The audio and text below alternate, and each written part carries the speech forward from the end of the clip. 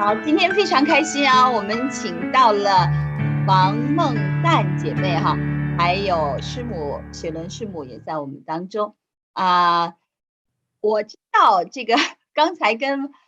孟旦姐妹聊的时候，知道她的这个名字哈，梦中诞生啊，爸爸给起的啊，非常梦幻的这么好听的一个名字啊，也知道您是学习音乐的，因为听师母介绍了一下，是吧？那我就想请师母来介绍一下呢，您的背景好吗？师母。好，说实在话，我跟这个孟旦姐妹的接触也是蛮有意思。好，我之前曾经做过一个见证，就是神很清楚的把我们从 A 教会带到 B 教会，而不是带到 C 教会，对不对？好，我们 A、B 教会都是宣道会，都是同一个宗派。好，在卡加利，加拿大的卡加利。那时候不明白为什么要去 B 教会，好，后来神有清楚的带领，哈，原来是给我们来美国之前做的预备。好，那王姐妹就是在 B 教会里面负责诗琴的姐妹。那她我们那个教会那个时候一直都有很强的音乐的侍奉哈，我们有诗班，然后我们有很多的音乐人才。好，那可是那一段期间，我们待在那个教会那段期间，其实我对王姐妹并不是有很深的认识，因为她永远是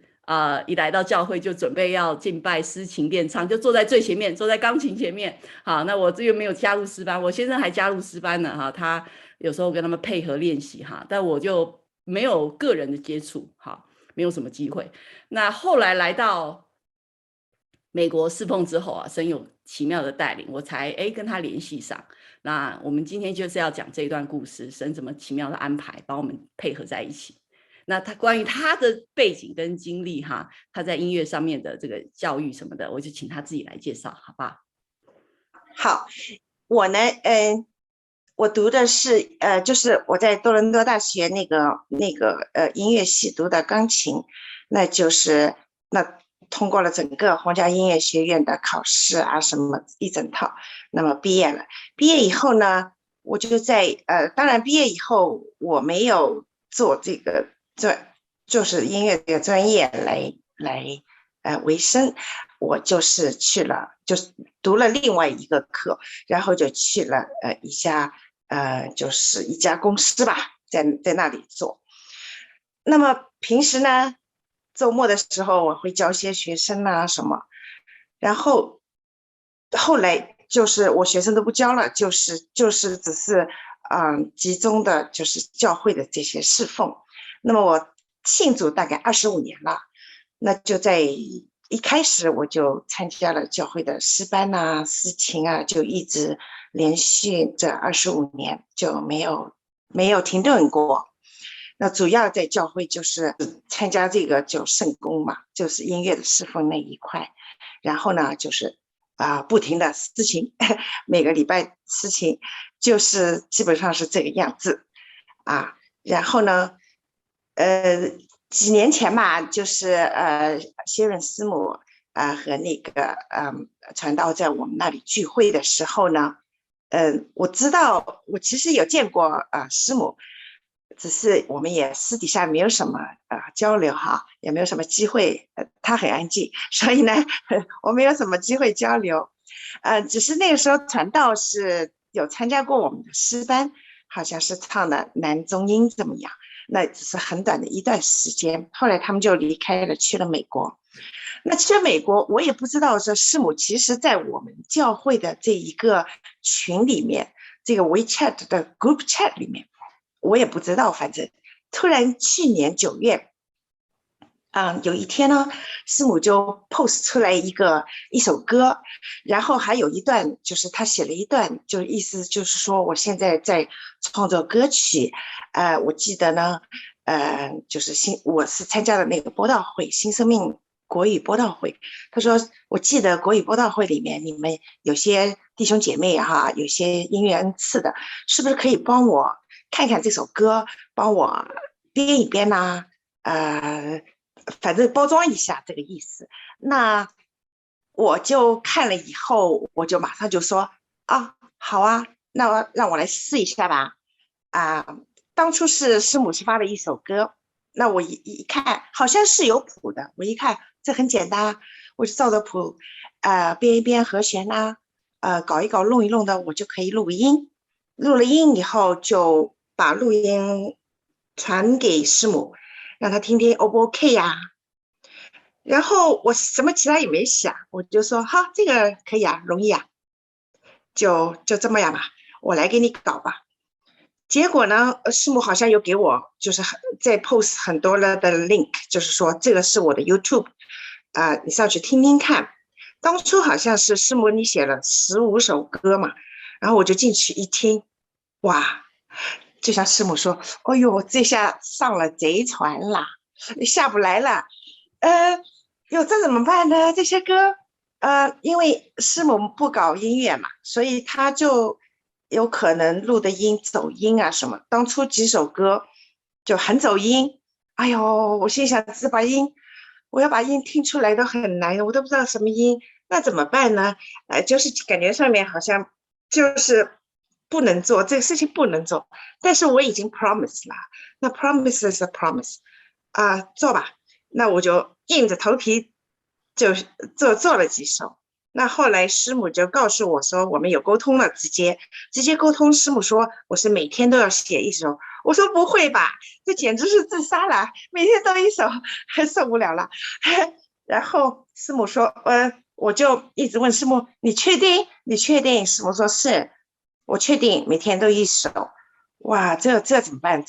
然后我就试着说服师母，我说人家音乐家你看那音乐家这一生才做几百首啊，你这不一年就把一生的都做完了。我说你每天都一首不得了，这还行啊，这不行啊，你专业都不行了嘛。师母说对，我有祷告，这就是神给我的看见，每天都是要有一首。好，那开始初我也是不顺服嘛，就觉得没有搞错吧，这不可以这么样或者什么。后来师母就坚持，坚持了以后，那通过祷告，我就觉得师母坚持是有他一定是通过祷告，通过灵修，才坚定这个信念的。那好吧，我就跟随吧。所以呢，我就带着跟随的心，好，一天出来一首，我就跟。当然到后来，因为要上班，还有很多的出差，我就拖了很久。就像我现在好像是做到220首，还欠师母30几首，反正就是我是 behind 他30几首，但是我就尽量就是把它有时间嘛，就把它做好。那么呢，到后来就是在音乐上面有很多讨论，那我就讲了很多这些，当然是专业的目光出发嘛，看这些歌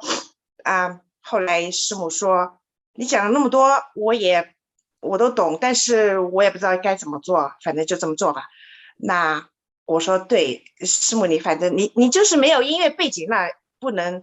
不能要求很多，反正你就写吧，你就写，我在后面搞吧，怎么样？所以到后来我们的合作就变成，好，你过来，师母你就唱，师母也说好，你想改你就改，反正就是你的歌词，千万不能动我的歌词，音乐你怎么改都交给你。所以我呢就跟着这个歌词然后这个就是师母录过来的音乐，我就听写下来，一句一句听写。然后现在师母的进步很大，他比如说他没有走音的这个问题基本上是没有了，所以每首歌都不走音了，唱过来的时候我就可以听到是什么音，因为走音的话就实在是不知道唱什么，也写不下来，听写不下来。那么现在师母就没有手音了，而且呢，师母的声音就很确定，就是很有信心，不像以前师母唱的时候他大概也不是很sure怎么唱，反正就在那里很小声现在也很肯定。然后呢，写的很多，现在200多首歌里面呢，也有很多歌呢，就写的很有特色。譬如说哈，写到受苦啊，受苦啊，或者是伯利恒这些盼望什么，他就写的很有以色列民族的这个色彩哈。所以我有次问他，哎，你怎么知道这个调啊？他说他也不知道啊，怎么这个调？我想就是神的带领嘛，神给他的一个灵感哈，所以写出这些很具有以色列民族的色彩的这些曲调。那当然我就在后面修改一下，整个包装一下，然后配上音乐，然后再录好，然后再寄回给师母，我就做幕后的这些工作。那么经过我们磨合，现在我们基本上就不吵架了，是吧？就不吵架了。然后呢，其实这也是我的问题哈。其实从头到尾师母也不是说吵架，就是说，他发过来的音乐，然后我就觉得，哎呀，这个不 make sense，然后就和师母要争啊什么的。后来我就学会就顺服，所以呢，这是我的问题，我就顺服自己。现在就很少我们配合的很默契，就没有什么，基本上有一点大方向的问题啊，比如说这首歌，哎，这首歌好像是重复了，怎么办呢？那么这些讨论一下，基本上就没有什么争吵的东西了，是不是？不好意思，师母哈，是我的问题，不是你的问题。然后呢，现在写下来以后，我想师母也很顺这些歌怎么样的节奏，怎么样的模式，他就很习惯了。那我接过来以后呢，就听写上面就是没有问题，因为他唱的音都很准了。所以我听写没问题了，然后只是做一些这个幕后的其他的这些方面的工作。那么呢，基本上我们就是这么样一个过程。那么当初上了贼船这一个念头呢，就是当初的问题哈。当初第一首歌做完了以后，我就觉得，哎呦，这上了贼船下不来。现在就没有这个感觉，现在就说好，神带领我们一路走过来，是吧？我们的磨合期过了，然后我们进入一个很愉快的合作期。然后师母还在寻找，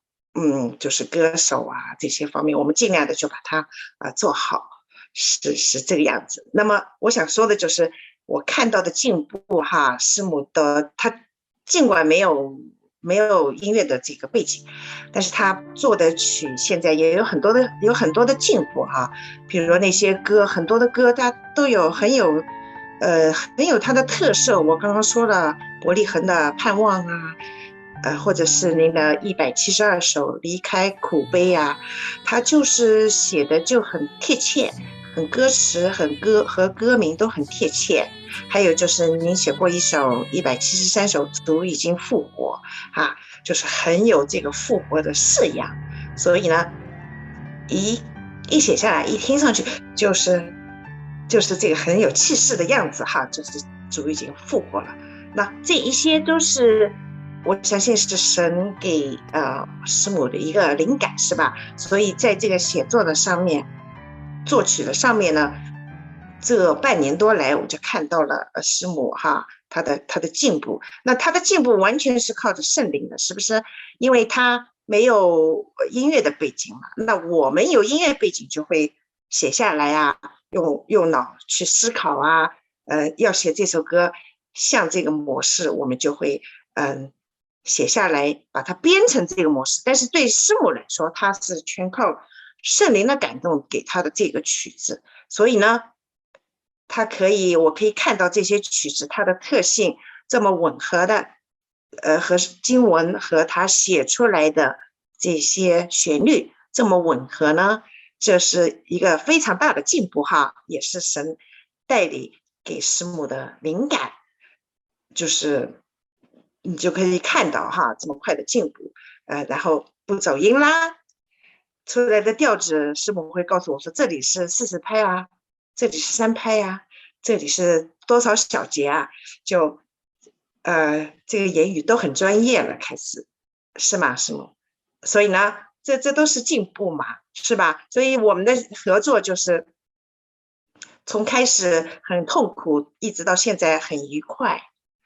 一路的下来。其实这个当中的问题，其实应该都是我吧，师母还是师母是吧？都是我在挣扎啊，要吵架，大概也是我吧。基本上是这么样一个情形。